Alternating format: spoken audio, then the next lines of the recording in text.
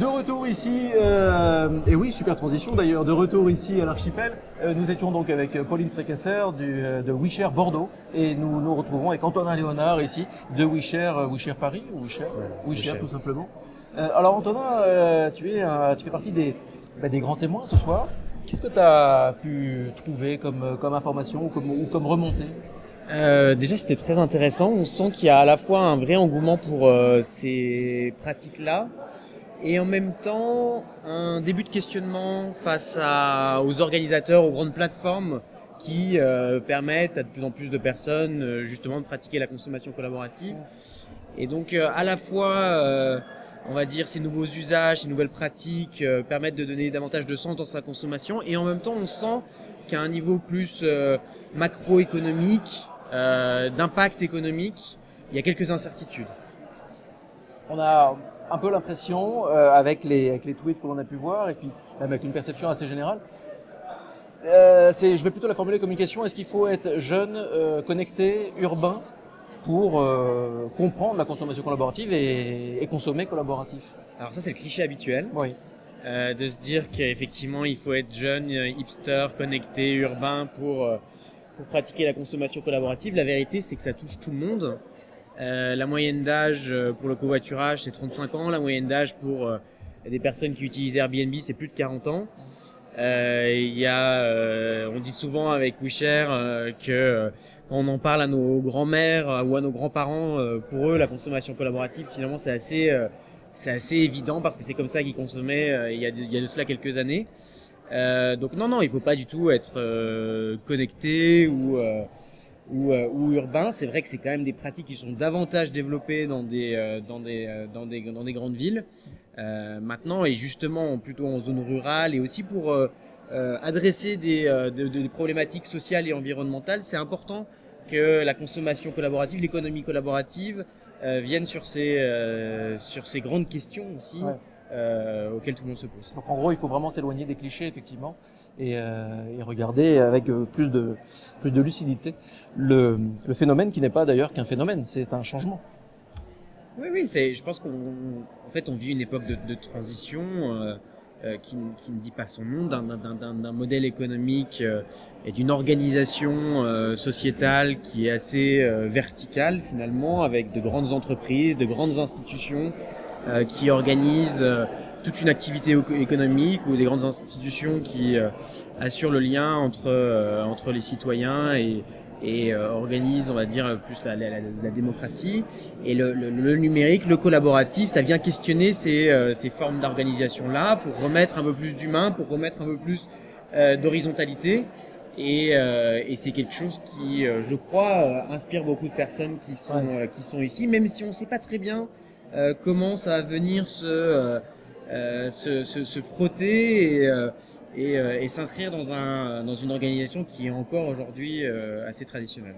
Toute dernière question, le côté disruptif de la consommation collaborative, on l'a vu avec Airbnb, là on parlait avec Sarah Roy à l'instant, on l'a vu, Airbnb arrive, c'est toute une industrie qui doit se remettre en question. Est-ce qu'il faut aller vers plus de lois, plus de réglementation? Comment on peut réguler tout ça?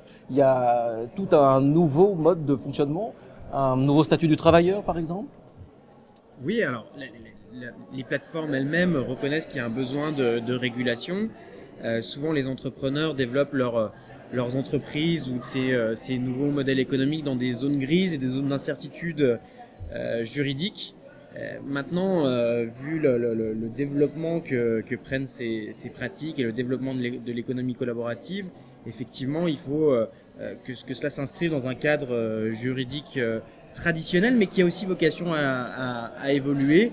Et effectivement, à partir du moment où on n'est plus simplement consommateur, mais qu'on est aussi producteur, travailleurs de manière plus indépendante et plus flexible, comment est-ce qu'on peut repenser aussi un modèle social, un modèle de protection sociale, un modèle de soutien finalement à toutes les personnes qui peuvent parfois se retrouver en marge du secteur de l'emploi. C'est ces questions-là qui devront être adressées dans les prochaines années. Merci beaucoup Antonin, et donc Antonin Léonard, WeShare. Surveillez également le hashtag DSF 2015 et surveillez le site Digital Society Forum, car on va continuer de vous parler. Il y a notamment un code qui arrive, Share Evolution. Vous allez voir, il va y avoir plein plein de choses dont nous parlerons très bientôt, puisque je crois que c'est tout début mars, on va se remettre à parler de pistes que WeShare a travaillé notamment avec nos amis de la FIG. Tout à fait. Merci beaucoup Antonin. Nous repartons vers nos amis Skype, et là c'est EcoloGirl. EcoloGirl, alors EcoloGirl là nous parle d'un thème très fort dans la nouvelle manière de consommer, dans la conso du co, le thème de la confiance. EcoloGirl, la confiance, juste pour mon ami le réalisateur, c'est la séquence EcoloGirl 03. Pour que ça avance plus vite, ou pour que ça avance mieux en tout cas, enfin ouais, pour que ça continue à se développer comme ça, je pense qu'il faut vraiment que les citoyens aient plus confiance en fait les uns envers les autres. À mon avis, ça ne viendra pas de l'État, ça ne viendra pas des collectivités, enfin, c'est vraiment un phénomène citoyen pour moi. Alors après, c'est vrai qu'il y a toutes les startups qui se développent avec ça, mais s'il n'y a pas la confiance, c'est vraiment le maître mot de cette économie du partage. S'il n'y a pas la confiance, bah, ça ne peut pas fonctionner. Donc effectivement, il faut que les gens se fassent un petit peu plus confiance. Et confiance déjà dans ces projets-là pour se lancer, pour mettre sa maison en échange de maison ou sa maison à louer, bah, faut avoir la confiance en ce phénomène. Et puis confiance les uns les autres, parce que sinon bah, ça ne peut pas fonctionner. Donc voilà, pour moi, ça serait le maître mot, c'est la confiance. Merci beaucoup EcoloGirl et bravo pour cette jolie cuisine. On sent l'écologie au sein du vivre ensemble et du vivre dans ta famille, dans votre famille, EcoloGirl. Merci. Charlie, comment on se retrouve? Charlie, donc toujours ici à l'Archipel. Toi, Charlie, tu es donc, je rappelle, tu es celui qui qui parle du présentiel au distanciel, et moi je suis celui qui parle du distanciel au présentiel, c'est bien ça? Exactement. Alors tu vas me demander, que se passe-t-il ici à l'Archipel en direct? Alors, Charlie, que se passe-t-il ici à l'Archipel en direct? Eh ben écoute, il y a une belle émulation. Il y a plusieurs groupes là qui travaillent ensemble là, sur ces différents champs, sur ces différentes propositions. Et ce que je trouve intéressant en fait, c'est de mettre en avant très souvent en fait cette idée aussi que la consommation collaborative ne s'adresse pas uniquement à une population purement jeune, mais aussi en fait à tous les âges, et notamment parfois en donnant des exemples de solutions qui concernent aussi les personnes un peu plus âgées. Alors là, chacun est en train de travailler très sérieusement sur ces recommandations. Alors j'ai pris quelques notes que je peux peut-être partager avec vous. On n'en a pas parlé.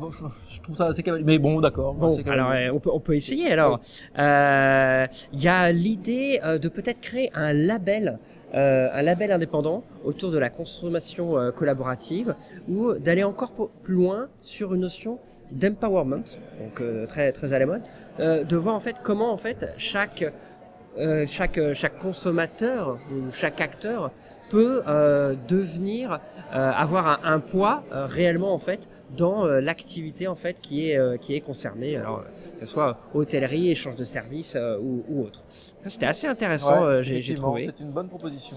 Et puis il y avait une proposition plus simple mais néanmoins indispensable peut-être, c'est de compléter ces plateformes aussi par de la rencontre physique pour créer un autre niveau en fait de relation. La relation qui avait été citée en amont par Valérie Peugeot en introduction, on la retrouve ici encore en fait dans les ateliers. Voilà pour les principales idées au moment où je te parle, Éloi.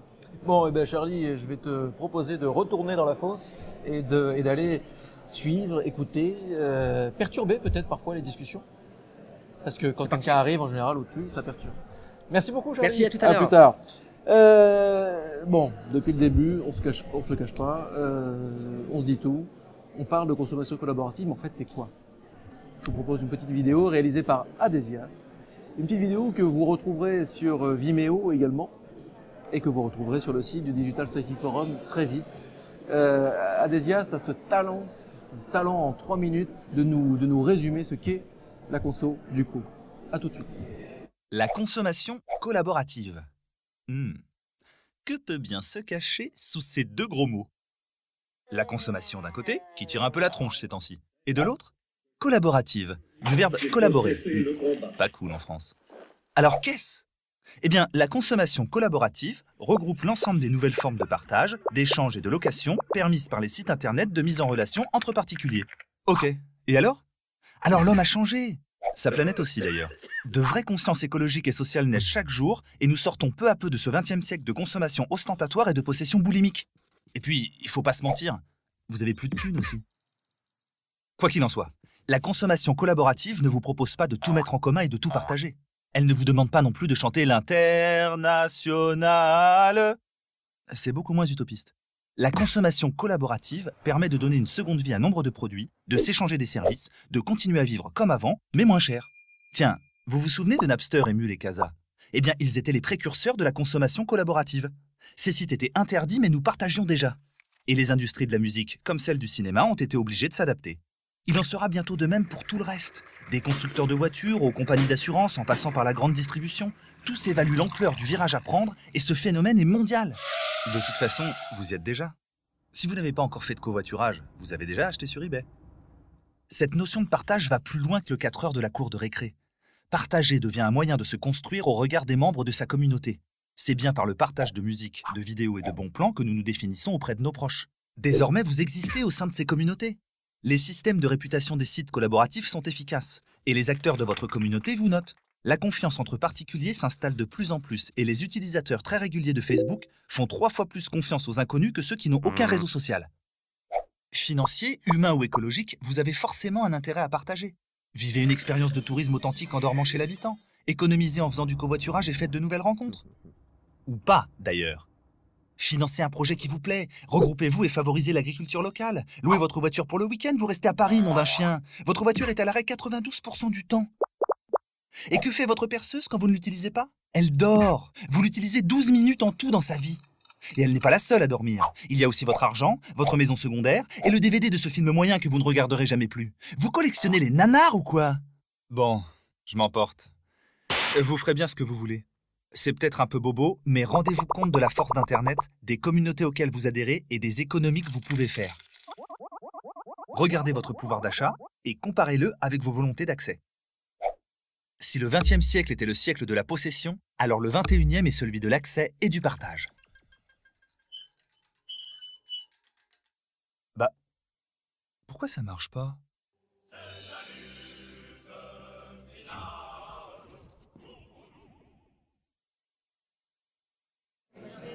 Merci beaucoup Adesias, merci pour cette superbe vidéo qui recentre bien le contexte de la consommation collaborative. Allô Bordeaux? Allô Édouard. Ah Amélie, alors comment ça se passe? Il faut des propositions là, il faut les poster sur le chat. J'étais en train quand tu m'as appelé.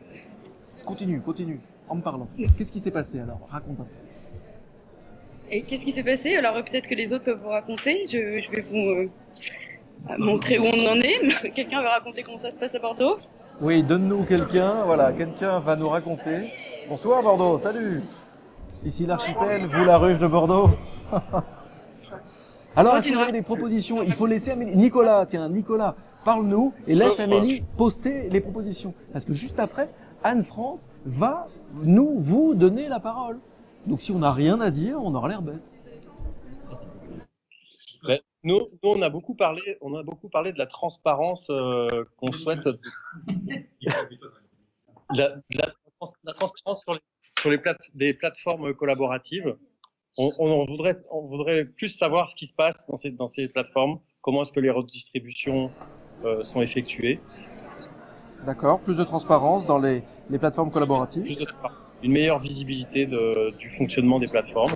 D'accord. Il y avait une proposition aussi pour élargir la connaissance de ces plateformes à un plus large public, pour que les plateformes restent moins dans des réseaux, qu'on puisse mieux. Oui, Nicolas, merci beaucoup. Anne-France va reprendre la main ici à Paris. Merci Nicolas, c'est brillant, bravo. Continuez de poster vos propositions. Je les attends là et je les dirai là. Est-ce que vous avez tous eu le temps de finaliser vos propositions?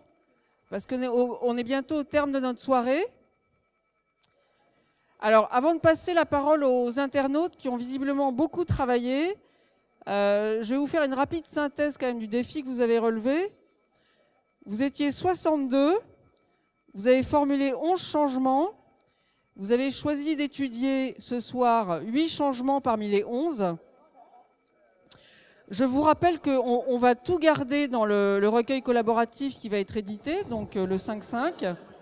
Pour garantir sa lisibilité, on mettra en avant les 5 changements qui auront recueilli le plus de propositions, mais tout sera gardé dans une rubrique plus d'idées. Alors, ce que je propose maintenant, peut-être, c'est que les internautes nous racontent un peu ce qui s'est passé de leur côté.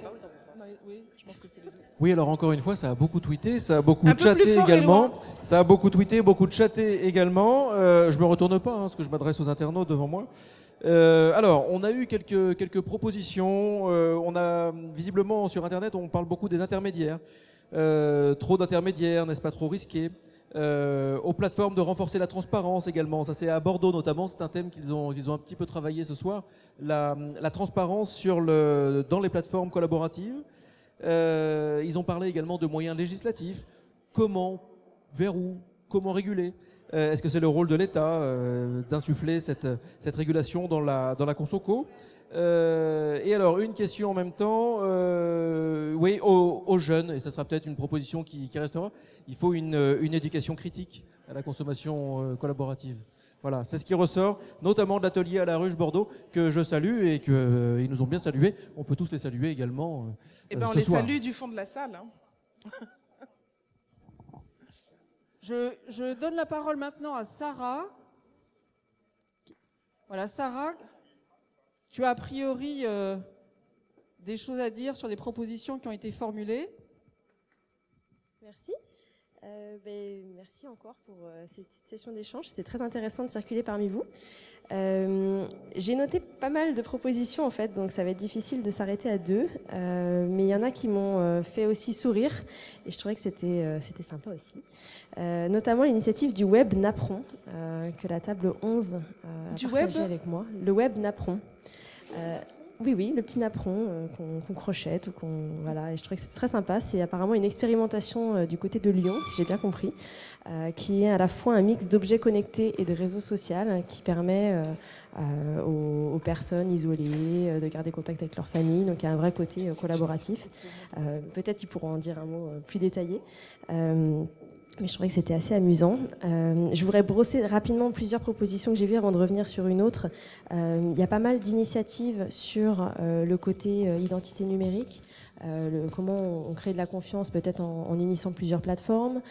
J'ai entendu aussi des choses à propos des gouvernements et comment les gouvernements pouvaient mieux encadrer et favoriser la pratique de la consommation collaborative. Je fais tourner mon cahier. De ce côté-là, la partie charte, enfin voilà, pas mal de choses que j'ai notées, que je voulais juste passer aussi rapidement et revenir sur une proposition qui avait été faite par la table 1, si je ne dis pas de bêtises, qu'ils ont appelé la Maison du Co, qui est du coup un lieu physique qui viserait à réunir les acteurs de quartier, des acteurs de la ville pour vraiment permettre à des personnes, par exemple, qui n'oseraient pas encore passer à la consommation collaborative, les guider, avoir des référents qui seraient un peu experts de plusieurs plateformes et qui pourraient du coup aiguiller les personnes qui s'intéressent à la consommation collaborative sans connaître nécessairement les plateformes à pouvoir choisir avec eux, créer leur profil. Ça fait écho à quelque chose qu'on entend très souvent au service client chez Airbnb, des personnes qui disent j'aimerais créer mon annonce, je ne sais pas comment faire, j'ai envie d'avoir quelqu'un à côté de moi pour m'aider. On ne peut pas évidemment être à côté de chaque personne, donc ça pourrait être un relais intéressant.